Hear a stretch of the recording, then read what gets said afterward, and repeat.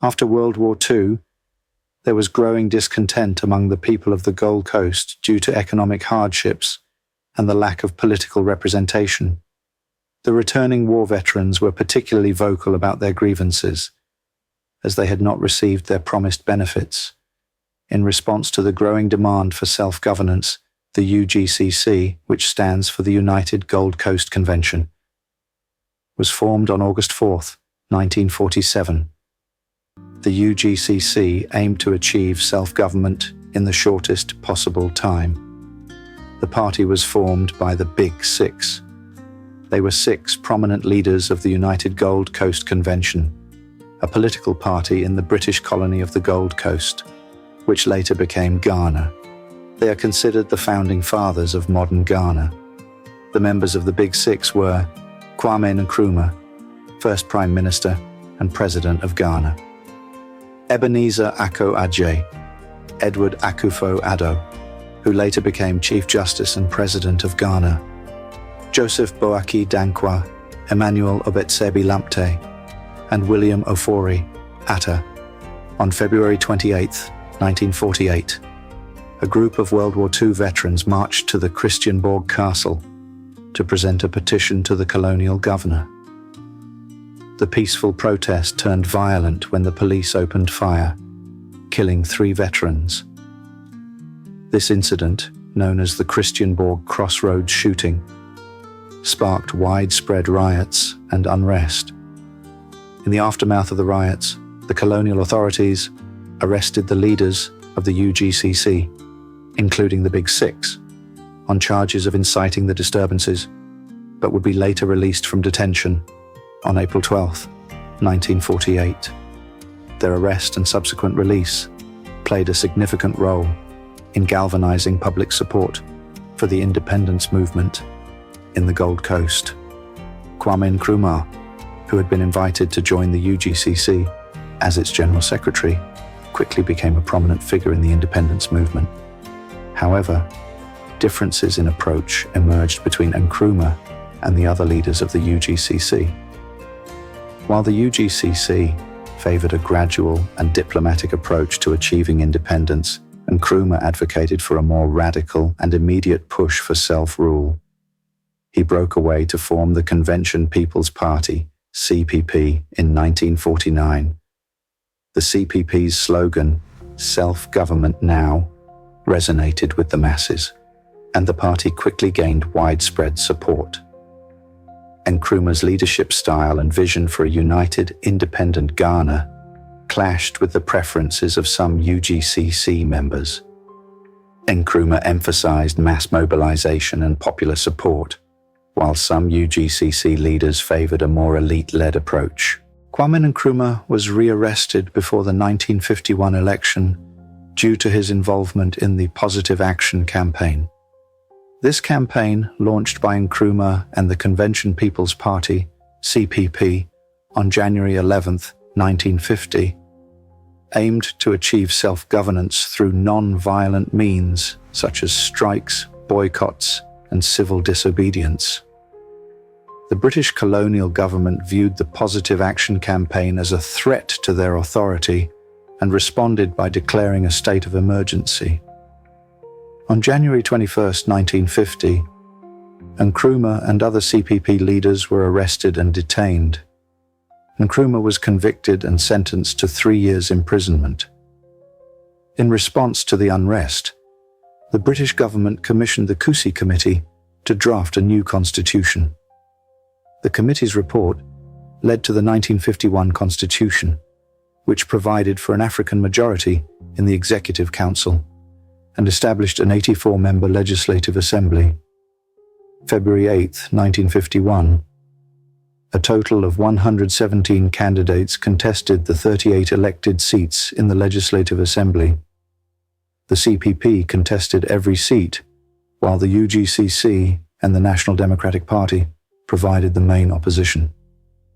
Despite being imprisoned, Nkrumah's aide and later finance minister, Komla Agbeli-Gbedema, organized the entire campaign.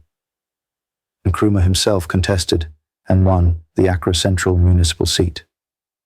The CPP achieved a resounding victory, winning 34 of the 38 elected seats in the Legislative Assembly. The party claimed all 5 seats in urban areas and nearly 95% of the vote.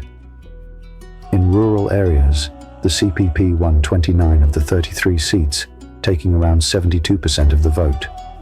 The main opposition, the UGCC, fared poorly, winning only 3 seats. The UGCC was subsequently disbanded, and former members went on to form the Ghana Congress Party, which later became the United Party. Following the CPP's victory, Kwame Nkrumah was released from prison on February 12, 1951.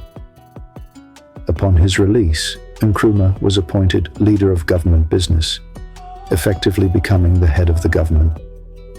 He prioritized unifying the 4 territories of the Gold Coast and led the decolonization process until Ghana achieved independence in 1957. The 1951 elections were a watershed moment in Ghana's history, marking the beginning of the end of colonial rule. The CPP's victory and Nkrumah's release from prison set the stage for the country's eventual independence and Nkrumah's rise as a prominent leader in Africa. Nkrumah's government embarked on an ambitious program of industrialization and modernization. He aimed to transform Ghana into a self-sufficient and prosperous nation through large-scale infrastructure projects, including the construction of the Akosombo Dam, which provided hydroelectric power. Nkrumah's vision extended beyond Ghana's borders, as he championed Pan-Africanism and sought to unite African nations in their quest for independence and development. Despite Nkrumah's noble intentions, his government was plagued by corruption. The rapid pace of development and the influx of foreign aid created opportunities for graft and embezzlement. Corruption scandals became increasingly common, eroding public trust in the government and undermining its legitimacy. Krobo Edusei, a close ally of Nkrumah, became a symbol of the corruption that tainted the administration. Edusei, who held various ministerial positions, including Minister for Agriculture, Minister for Transport and Communication, and Minister for the Interior, was known for his flamboyant lifestyle and questionable dealings. One of the most infamous incidents involving Edusei was the purchase of a golden bed from London at a cost of £3,000 sterling in 1958, barely a year after Ghana's independence. This extravagant expenditure, at a time when the country was grappling with economic challenges, sparked outrage and became a symbol of the excesses of Nkrumah's government. The prevalence of bribery and corruption within Nkrumah's government had far-reaching consequences. It undermined the effectiveness of government institutions, diverted resources away from essential development projects, and contributed to economic instability. The misuse of public funds and resources eroded public trust and fueled discontent among the populace. Nkrumah's ambitious industrialization projects strained Ghana's economy. Many of these initiatives, while well-intentioned, were poorly managed and led to significant financial losses. The nationalization of key economic sectors, including the cocoa industry, further exacerbated the economic challenges. Chronic food shortages and rising unemployment added to the growing discontent. The corruption scandals and economic challenges created a volatile political environment. Nkrumah's increasingly authoritarian style of governance, characterized by the suppression of dissent and the use of the Preventive Detention Act, PDA, to imprison political opponents, further alienated many of his supporters. The PDA allowed the government to detain individuals without trial, leading to widespread human rights abuses and fueling opposition to Nkrumah's rule. Kwame Nkrumah's story is one of vision, resilience, and unwavering dedication to the cause of African independence. Born on September 21, 1909, in Nkroful, a small village in the British colony of the Gold Coast, now Ghana, Nkrumah's journey from a humble beginning to becoming a pivotal figure in Africa's liberation movement is nothing short of extraordinary. Nkrumah's early life was marked by a thirst for knowledge and a deep sense of purpose. His mother, a devout Catholic, instilled in him the values of hard work and faith. Nkrumah's academic prowess was evident from a young age, and he excelled in his studies. He attended Achimota School, one of the premier educational institutions in the Gold Coast, where he was exposed to the ideas of Pan-Africanism and the struggle for independence. In 1935, Nkrumah traveled to the United States to further his education. He enrolled at Lincoln University in Pennsylvania, where he studied economics and sociology. It was during his time in the US that Nkrumah's political consciousness deepened. He was influenced by the writings of Marcus Garvey and W.E.B. Du Bois, and he became actively involved in the Pan-African movement.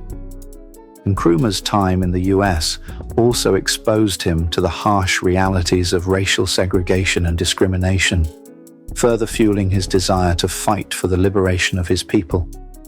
After completing his studies, Nkrumah moved to London in 1945, where he continued his political activism. He played a key role in organizing the Fifth Pan-African Congress in Manchester, which brought together African leaders and intellectuals to discuss strategies for achieving independence.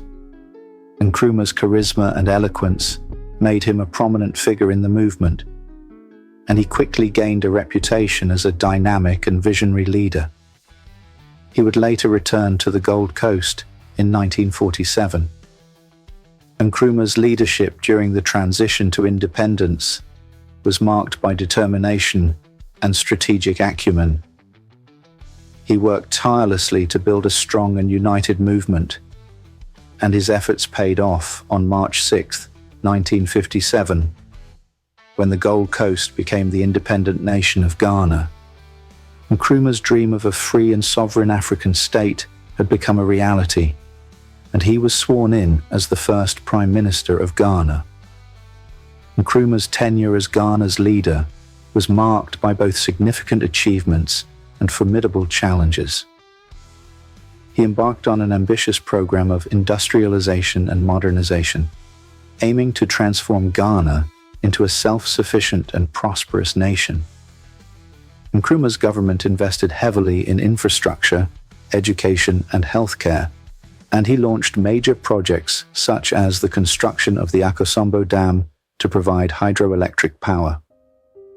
However, Nkrumah's vision of rapid development faced numerous obstacles. The economic challenges of a newly independent nation, coupled with political opposition and external pressures, created a volatile environment.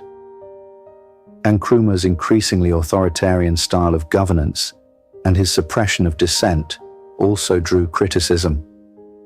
In 1964, he declared Ghana a one-party state, consolidating his power, but it was the corruption in his government that destroyed the economy of the new nation. Krobo Eduse's story is a stark example of how some African leaders in Ghana used public wealth to enrich themselves. His extravagant lifestyle, including the infamous purchase of a golden bed, symbolized the misuse of public funds for personal gain. This kind of corruption was not limited to Eduse alone. Several other officials in Nkrumah's government were also implicated in corrupt practices. Tawia Adamafio, who served as the Minister of Information and Broadcasting, was another prominent figure in Nkrumah's government. He was accused of embezzling funds and using his position to amass personal wealth. Adamafio's involvement in corruption was a significant factor in the public's growing disillusionment with Nkrumah's administration. Kofi Bako, the Minister of Defense, was also implicated in corruption scandals. He was accused of misappropriating funds meant for military expenditures and using them for personal enrichment. Bako's actions undermined the integrity of the military and contributed to the overall perception of corruption within the government. Kojo Botsio, who held various ministerial positions, including Minister of Education and Minister of Foreign Affairs, was another official accused of corruption. Botsio was alleged to have diverted funds from educational and foreign aid projects for his own benefit. His actions further eroded public trust in the government's ability to manage resources effectively. Komla Agbeli-Gbedema, the Minister of Finance, was implicated in several corruption scandals. He was accused of embezzling funds from the National Treasury and using his position to secure lucrative contracts for himself and his associates. Gbedema's corruption had a direct impact on Ghana's economic stability and development. Ebenezer Akko-Adjei, who served as the Minister of the Interior, was also found to be involved in corrupt practices. He was accused of accepting bribes and using his position to grant favors to individuals and businesses in exchange for financial gain. Akko-Adjei's actions contributed to the culture of corruption that permeated Nkrumah's government. Kofi Batsa, who served as the director of the Ghana Information Services, was implicated in several corruption scandals.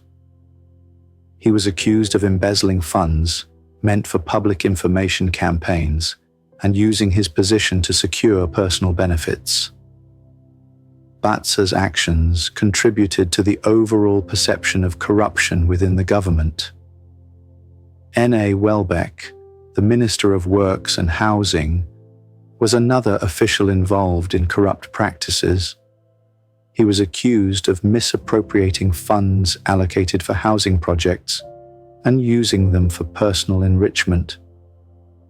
Welbeck's corruption had a direct impact on the government's ability to provide adequate housing for the population. K.A. Gbedema, who held various ministerial positions, including Minister of Finance and Minister of Trade, was implicated in corruption scandals. He was accused of diverting funds from public projects and using them for personal gain. Gbedema's actions further eroded public trust in the government's financial management. Akay Barden, the Minister of Agriculture, was found to be involved in corrupt practices. He was accused of embezzling funds meant for agricultural development and using his position to secure lucrative contracts for himself and his associates. Barden's corruption undermined the government's efforts to improve the agricultural sector.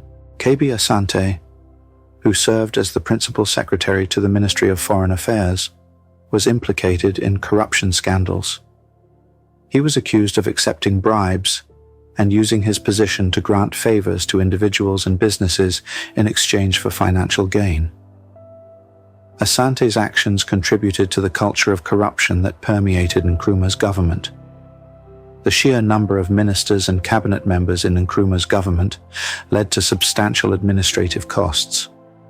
Each minister required a salary, official residence, staff, and other perks. These expenses quickly added up, placing a significant financial burden on the national budget. The high administrative costs diverted funds away from essential development projects and social services, contributing to economic strain. The proliferation of ministerial roles often resulted in overlapping responsibilities and inefficiencies. Multiple ministries with similar mandates led to duplication of efforts and bureaucratic red tape. This inefficiency hindered the effective implementation of policies and projects, further exacerbating the economic challenges faced by the government. Nkrumah's administration was characterized by political patronage, where ministerial appointments were often used to reward loyalists and supporters. This practice not only inflated the size of the government, but also led to the appointment of individuals who may not have been the most qualified for their positions. The focus on political loyalty over competence contributed to mismanagement and corruption, further increasing the cost of governance. To finance the high administrative costs and ambitious development projects, Nkrumah's government resorted to increased borrowing. The national debt grew as the government took on loans to cover its expenses. This borrowing was often done without adequate planning for repayment, leading to a cycle of debt that strained the country's finances. The combination of high administrative costs, inefficiencies, and increased borrowing had a detrimental impact on Ghana's economy. The nationalization of key economic sectors, such as the cocoa industry, further compounded the economic challenges. The government's inability to effectively manage these sectors led to decreased productivity and revenue, exacerbating the financial strain. The economic challenges and high cost of governance fueled public discontent.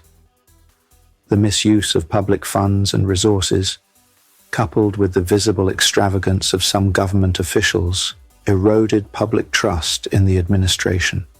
Kwame Nkrumah's ambitious vision for Ghana and Africa was marked by several high-cost projects, widespread corruption, and his dream of becoming a life president and potentially the president of a united Africa. These factors collectively contributed to a significant rise in Ghana's national debt, which reached approximately £349 million by 1963. Nkrumah's administration embarked on numerous large-scale infrastructure and industrial projects aimed at modernizing Ghana and achieving economic independence. Some of the most notable projects included the Volta River Project. This ambitious hydroelectric project aimed to provide a reliable source of power for industrialization. The construction of the Akosombo Dam was a central component of this project. While it had the potential to transform Ghana's economy, the project faced significant financial challenges and cost overruns. Tema Harbour, an industrial city. Nkrumah envisioned Tema as a modern industrial city and a major port. The development of Tema Harbour and the associated industrial infrastructure required substantial investment, further straining the national budget. Educational and healthcare infrastructure. Nkrumah's government invested heavily in building schools, universities, and hospitals to improve education and healthcare. While these initiatives were essential for social development, they added to the financial burden on the state. Nkrumah's vision extended beyond Ghana's borders. He was a staunch advocate of Pan-Africanism and sought to unite African nations under a single political and economic framework. Nkrumah played a key role in the establishment of the OAU in 1963, aiming to foster closer economic, social, and political bonds among African nations. Nkrumah organized and participated in several Pan-African conferences, advocating for the political union of African states. In 1964, Nkrumah declared Ghana a one-party state and amended the constitution to make himself president for life. This move was seen as an attempt to consolidate power and pursue his Pan-African ambitions without opposition. The combination of high-cost projects, corruption, and Nkrumah's Pan-African ambitions led to a significant increase in Ghana's national debt. By 1963, the national debt had risen to approximately £349 million.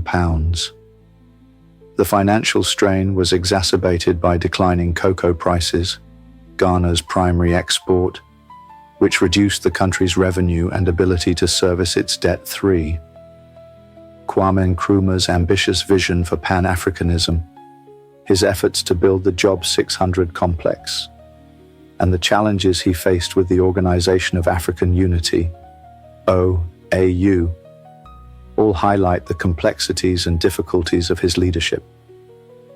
Nkrumah's dream of a united Africa under a single political and economic framework faced significant obstacles. His vision of Pan-Africanism was rooted in the idea of a United States of Africa, where African nations would come together to form a cohesive and powerful entity. However, several factors contributed to the failure of this vision.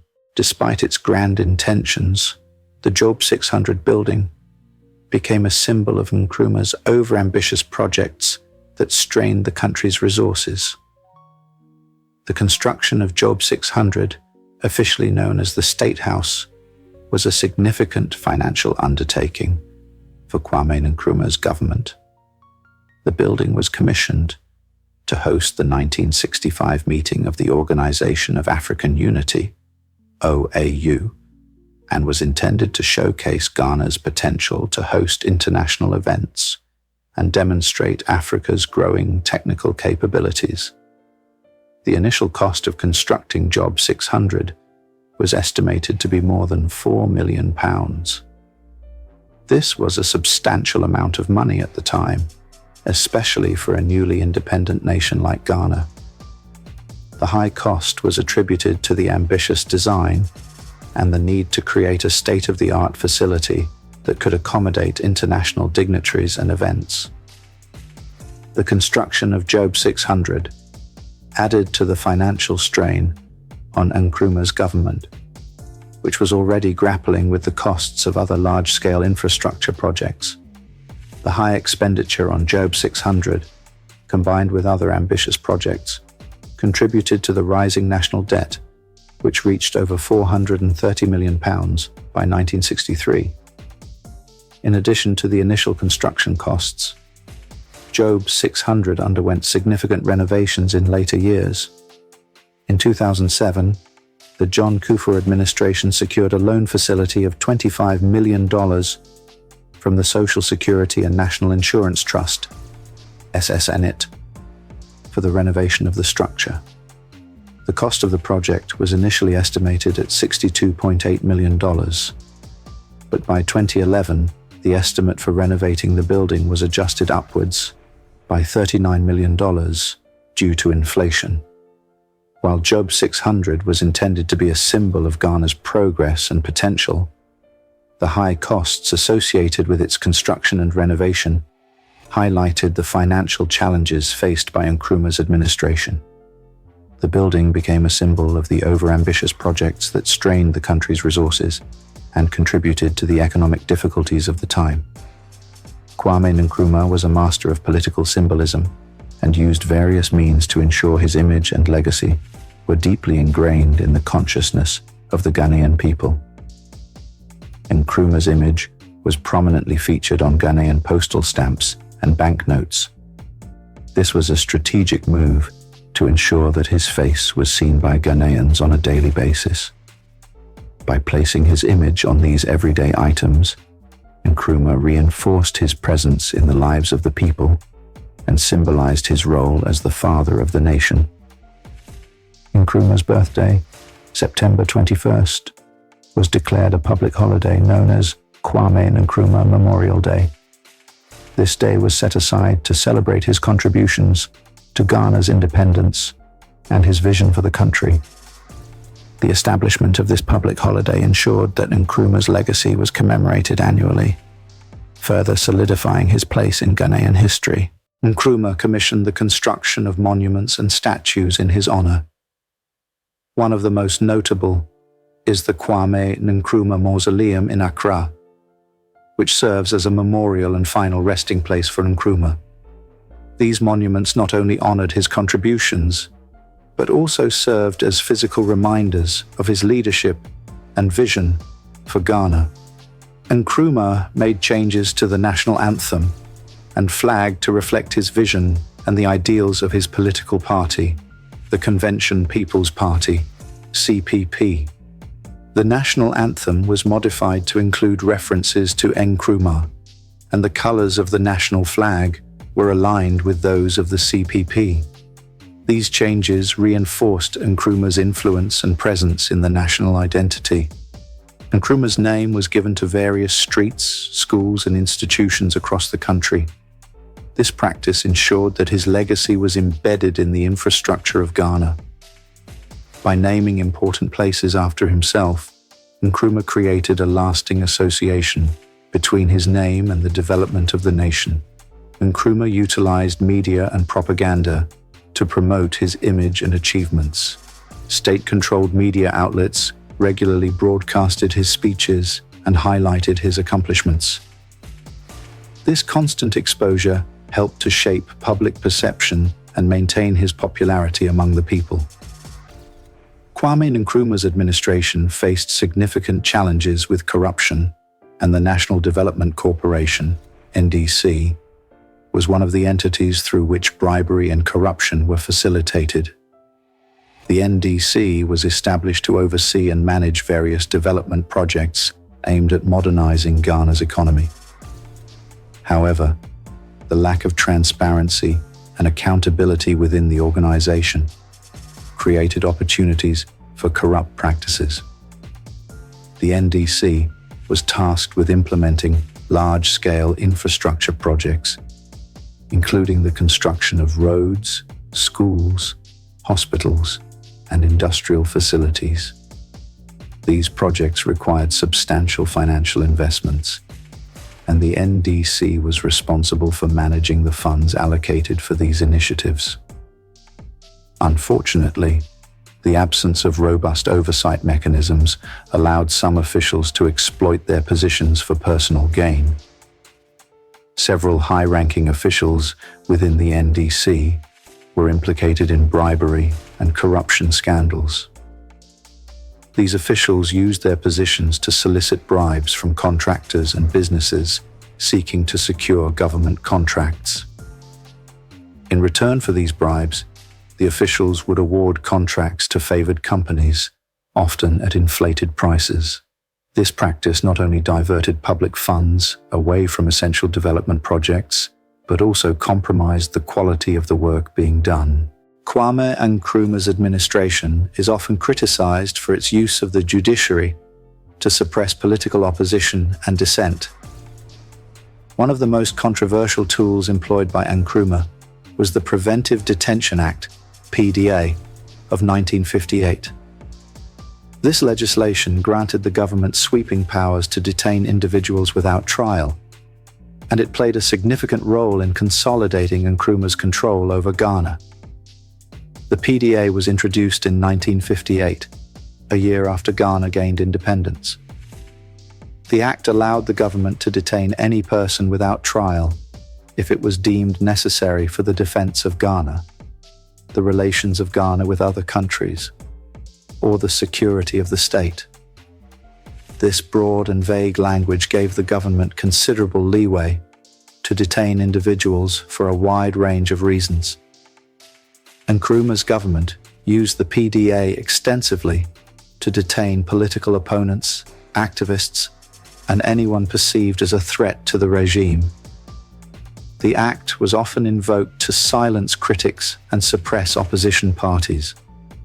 One of the most notable cases was the detention of members of the opposition United Party UP, including prominent figures like Dr. J.B. Danquah and Dr. Kofi Abrefa-Busia. One of the most draconian aspects of the PDA was that it did not provide for any right to appeal the detention orders. Once an individual was detained under the act, there was no legal recourse to challenge the detention. This effectively placed the detainees at the mercy of the government, with no possibility of judicial review or intervention. The judiciary, under Nkrumah's administration, was largely complicit in the enforcement of the PDA.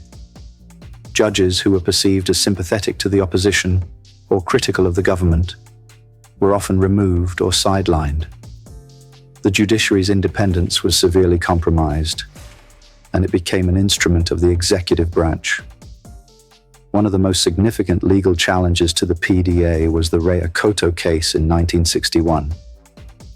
Bafur Ose Akoto, a member of the opposition, was detained under the PDA, and his lawyers filed a habeas corpus petition challenging the legality of his detention. The case was brought before the Supreme Court of Ghana, which ultimately upheld the constitutionality of the PDA. The court's decision reinforced the government's authority to detain individuals without trial and further eroded the rule of law in Ghana. The use of the PDA and the judiciary's complicity in its enforcement allowed Nkrumah to maintain a tight grip on power. Political repression became a hallmark of his administration, with many opposition leaders and activists spending years in detention without trial. The lack of judicial oversight and the absence of a right to appeal meant that the government could detain individuals indefinitely, effectively silencing any dissent. By 1962, Nkrumah had established himself as a dominant figure in Ghanaian politics. He had led the country to independence in 1957 and was a strong advocate for Pan-Africanism. However, his administration faced increasing criticism for its authoritarian tendencies, economic challenges, and the use of the Preventive Detention Act to suppress political dissent. The Kulungugu assassination attempt on Kwame Nkrumah occurred on August 1, 1962. The assassination attempt took place in Kulungugu, a small town in the Upper East region of Ghana. Nkrumah was returning from a meeting with President Maurice Yameogo of Upper Volta, now Burkina Faso, to discuss the construction of the Volta River Project, a major hydroelectric project. During his return journey, Nkrumah's convoy stopped in Kulungugu to greet schoolchildren who had gathered to see him. As Nkrumah was receiving a bouquet of flowers from a young schoolgirl named Elizabeth Asantewa, a bomb hidden in the bouquet exploded. The explosion injured Nkrumah and several others, but he survived the attack thanks to the quick actions of his bodyguard, Captain Samuel Buckman, who wrestled him to the ground upon hearing the ticking of the timing device. Following the assassination attempt, Nkrumah's government launched an investigation to identify those responsible. Nkrumah accused several high-ranking officials within his administration of being involved in the plot. Among those accused were Tawia Adamafio, the Minister of Information, Broadcasting and Presidential Affairs, Ako Ajay, the Minister of Foreign Affairs, and H. Kofi Crab, the Executive Secretary of the Convention People's Party. These individuals were arrested and detained under the Preventive Detention Act. The trial of the accused officials lasted for a year, and they were eventually cleared by a court headed by Chief Justice Aku Korsa. Despite their acquittal, the incident deepened the political divisions within Ghana and heightened the sense of insecurity and mistrust within Nkrumah's government. The assassination attempt on Nkrumah was a reflection of the growing opposition to his rule. His administration's increasingly authoritarian measures, including the suppression of political opponents and the centralization of power, had alienated many Ghanaians. The use of the Preventive Detention Act to imprison critics without trial further fueled discontent. Nkrumah's policies, such as the nationalization of key industries and the implementation of ambitious development projects, also faced criticism for their economic impact.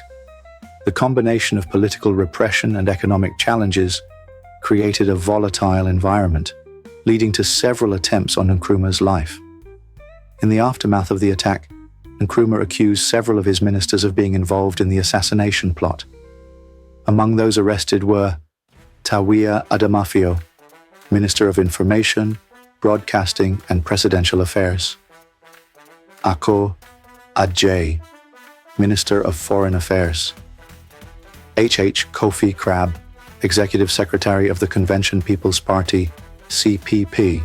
These officials were detained under the Preventive Detention Act, which allowed the government to imprison individuals without trial. The trial of the accused ministers lasted for over a year. It was presided over by Chief Justice Aku Korsa.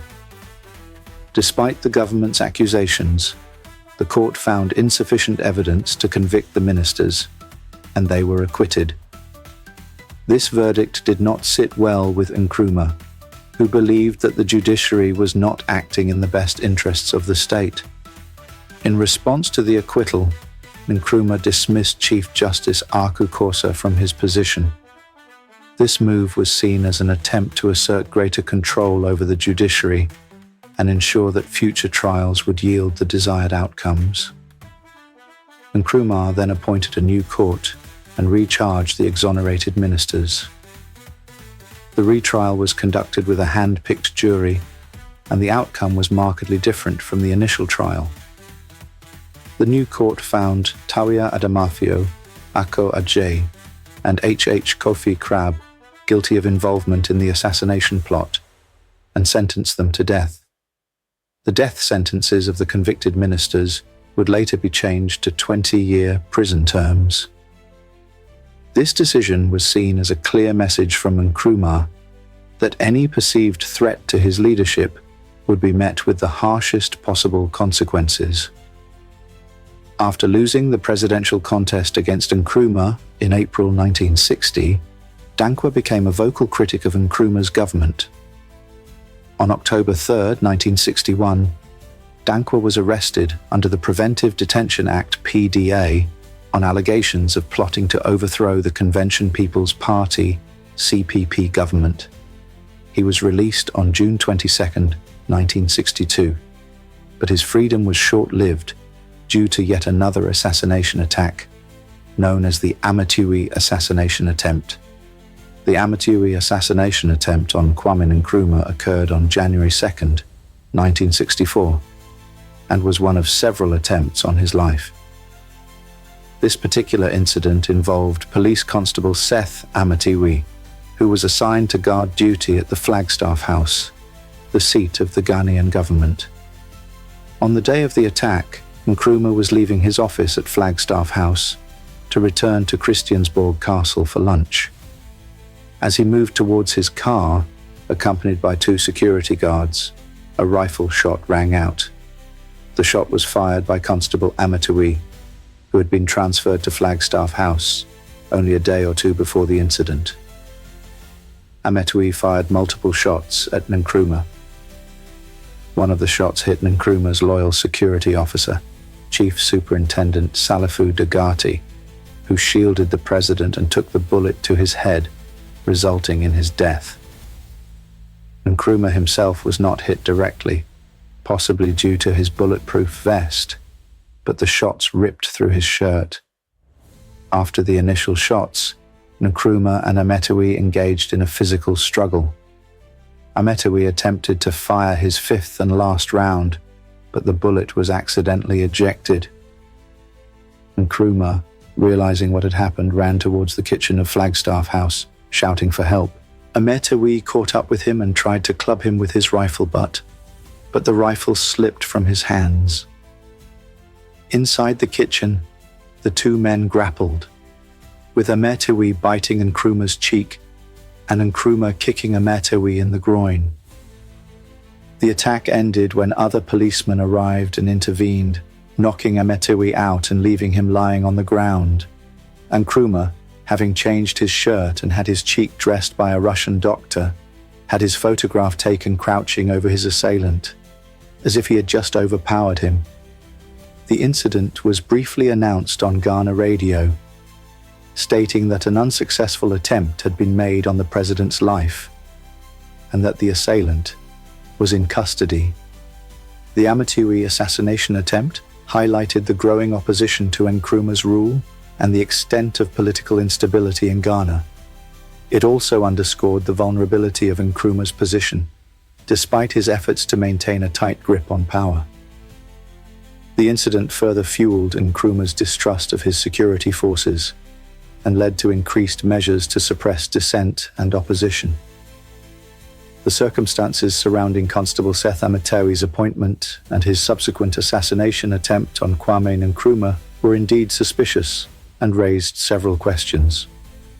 Constable Amatui was transferred to guard duty at Flagstaff House, the seat of the Ghanaian government, only a day or 2 before the assassination attempt. This rapid appointment was unusual and suggested that Obetsebi might have been specifically placed in a position where he could carry out the attack. The timing of his transfer, so close to the date of the assassination attempt, added to the suspicion. As a newly appointed guard, Obetsebi had immediate access to the president, which was a significant security breach. Typically, security personnel assigned to protect high-profile individuals undergo thorough vetting and training. The fact that Obetsebi, a relatively new and untested officer, was given such a critical role raised concerns about the integrity of the security protocols in place at the time. Obetsebi's actions during the attack were calculated and deliberate. He fired multiple shots at Nkrumah, demonstrating a clear intent to kill. The fact that he was able to get so close to the president and execute the attack without immediate intervention from other security personnel suggested that there might have been a lapse in security or even complicity from within the ranks. During the attack, other armed policemen and senior officials present at the scene did not immediately intervene to stop Obetsebi. This lack of response was highly suspicious and indicated that there might have been a coordinated effort or at least a level of complacency among the security personnel. The fact that some officials reportedly watched the incident unfold without taking action further fueled suspicions of a broader conspiracy. The political climate in Ghana at the time was tense, with growing opposition to Nkrumah's rule. Nkrumah's administration had become increasingly authoritarian, and there were several attempts on his life. The involvement of a police officer in the assassination attempt highlighted the extent of the opposition and the potential infiltration of Nkrumah's security apparatus by his adversaries. In January 1964, following the Obetsebi assassination attempt on Nkrumah, Danquah was arrested again. This time he was detained at the Nsawam Medium Prison in the Condemned Section, Special Block, Cell Number 9.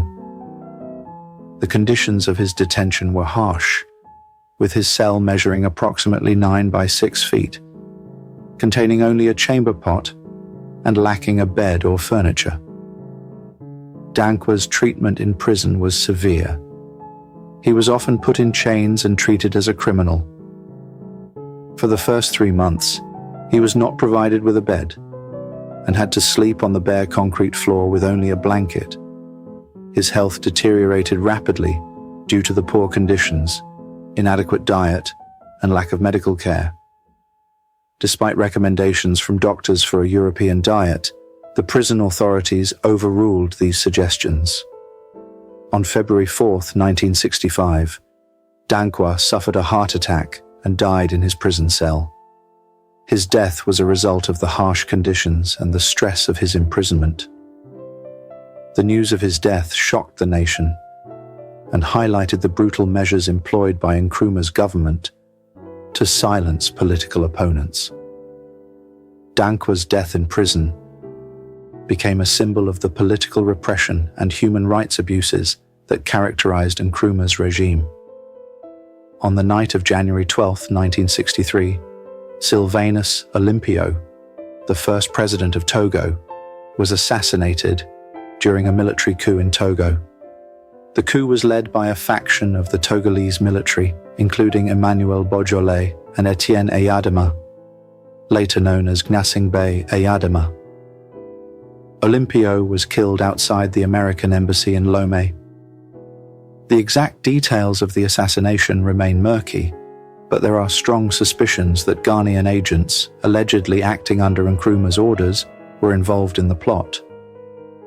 Sylvanus Olympio was a key figure in Togo's struggle for independence from French colonial rule. He became the first president of Togo in 1961 and sought to establish the country as a sovereign nation, free from external influence, particularly from France. Olympio's administration aimed to reduce Togo's dependence on France and foster closer ties with other African nations and the United States. Kwame Nkrumah, the president of Ghana, was a staunch advocate of Pan-Africanism and sought to unite African nations under a single political and economic framework. However, his vision often clashed with the interests of other African leaders, including Olympio. Nkrumah's ambitions for regional dominance and his desire to spread his influence across West Africa created tensions with neighboring countries. Nkrumah often accused French-speaking African countries of being puppets of France.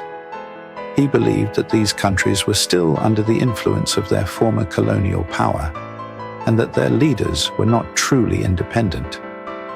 This accusation was part of Nkrumah's broader critique of neocolonialism, where he argued that former colonial powers continued to exert control over African nations through economic and political means. The political context of the time was marked by the Cold War, with African nations often caught between the competing interests of the United States and the Soviet Union. Nkrumah's Pan-African vision was seen as a threat by both Western and Eastern blocs, as it sought to create a united and independent Africa. The assassination of Olympio and the subsequent political instability in Togo were seen as part of the broader struggle for influence in the region. The assassination of Sylvanus Olympio by Togolese military officers, allegedly with the involvement of Ghanaian agents under Kwame Nkrumah's orders, created a deep mistrust among African leaders. Olympio's death raised concerns about the safety and sovereignty of African leaders, leading to a boycott of the OAU by some African nations. The political rivalries between African leaders, particularly between Nkrumah and other heads of state, contributed to the boycott. Nkrumah's ambitions for regional dominance and his vision of Pan-Africanism often clashed with the interests of other leaders, leading to divisions within the OAU. African leaders had differing views on how to achieve unity and development. While Nkrumah advocated for immediate political union, others preferred a more gradual approach, focusing on economic cooperation first. These ideological differences created tensions and led to the boycott. The OAU's principle of non-interference in the internal affairs of member states limited its ability to address conflicts and crises effectively. This principle led to frustration among some African leaders who felt that the OAU was ineffective in resolving disputes and promoting unity. The OAU lacked the means to enforce its decisions, making it difficult to address conflicts and crises effectively. This limitation undermined the organization's credibility and effectiveness, leading to a boycott by some member states. The economic challenges faced by many African nations, including rising debt and financial instability, created additional tensions within the OAU. Some leaders felt that the organization was not doing enough to address these issues, leading to a boycott.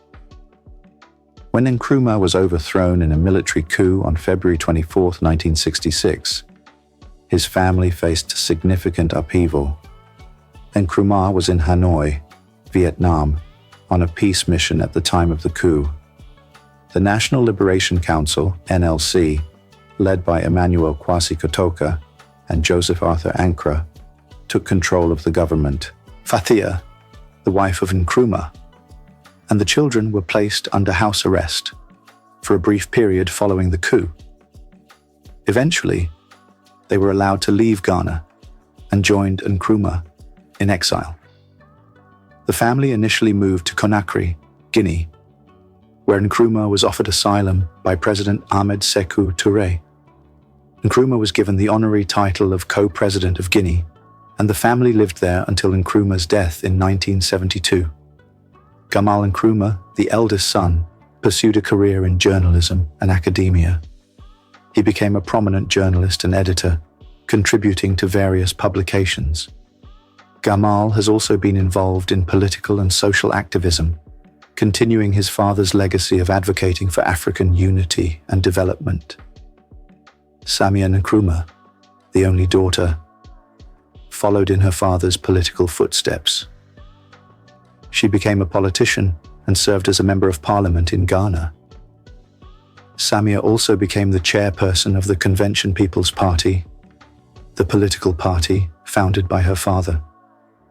She has been an advocate for Pan-Africanism and has worked to preserve and promote her father's legacy. Sekou Nkrumah, the youngest son, has been involved in politics and social activism.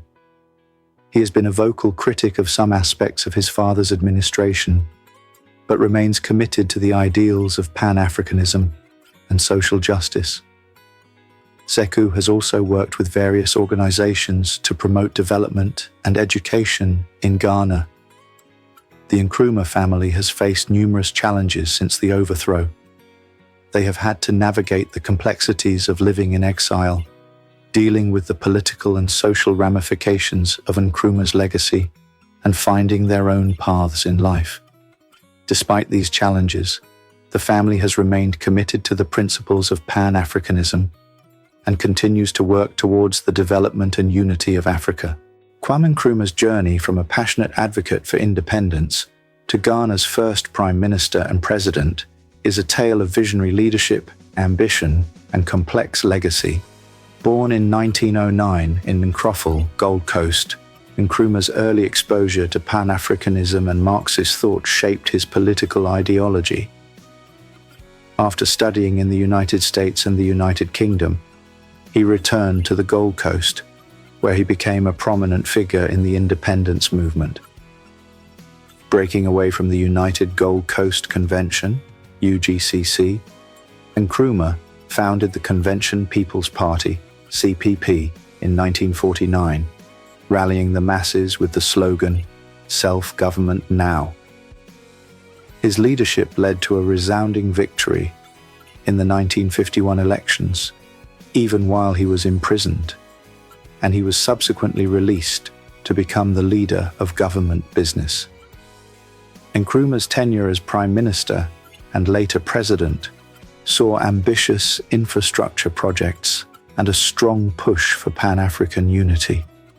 However, his administration faced significant challenges, including economic difficulties, corruption, and political repression.